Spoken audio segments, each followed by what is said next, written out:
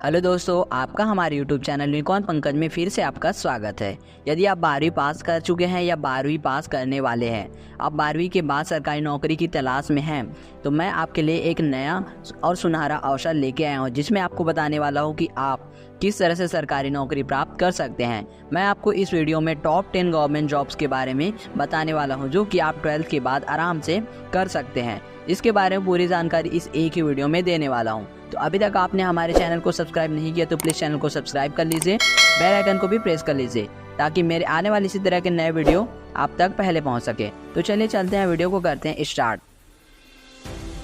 तो अब top 10 government job की लिस्ट में आता है, पहला जो होता है वो होता है आरआरबी जॉब।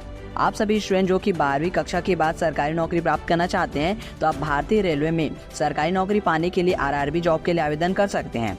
हमारे सभी स्टूडेंट व युवा 12वीं पास करने के बाद रेलवे में ग्रुप सी और ग्रुप डी के पदों पर सरकारी नौकरी पाने हेतु आवेदन कर सकते हैं और अपने कैरियर को सिक्योर कर सकते हैं। उसके बाद आता है दूसरा एसएससी स्टेनोग्राफर। इसके साथ ही साथ हमारे वे स्टूडेंट जो कि स्टेनोग्राफर के तौर पर करियर बनाना चाहते हैं, वे आसानी से 12वीं पास करने के बाद एसएससी स्टेनोग्राफर की तैयारी कर सकते हैं, जिसे पास करने के बाद आप अलग अलग सरकारी विभागों में स्टेनोग्राफर के तौर पर नौकरी प्राप्त कर सकते हैं और अपने कैरियर को ग्रो कर सकते हैं। उसके बाद आता है थर्ड नंबर पे आता है एसएससी सीएचएसएल।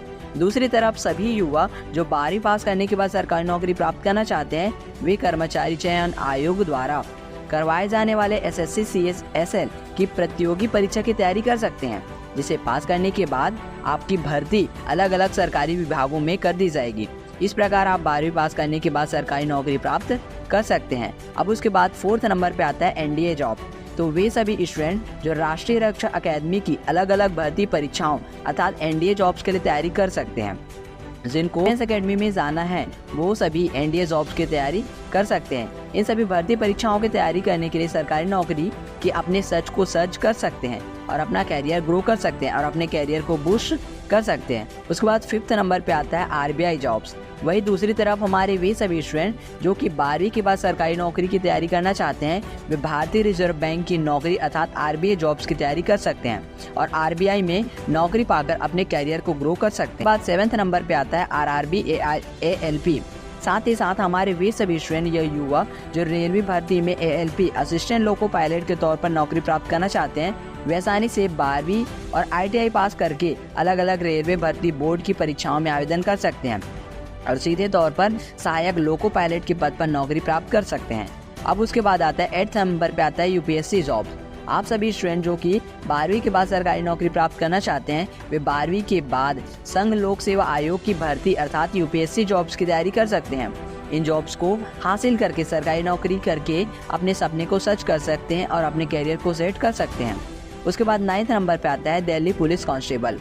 पुलिस लाइन में नौकरी पाने की चाहत रखने वाले युवा 12वीं पास करने के बाद दिल्ली पुलिस के कांस्टेबल की भर्ती परीक्षा के लिए तैयारी कर सकते हैं और दिल्ली पुलिस कांस्टेबल के तौर पर कैरियर बनाने का सुनहरा अवसर प्राप्त कर सकते हैं। अब आता है लास्ट और 10th नंबर पे आता है एसएससी जीडी कांस्टेबल।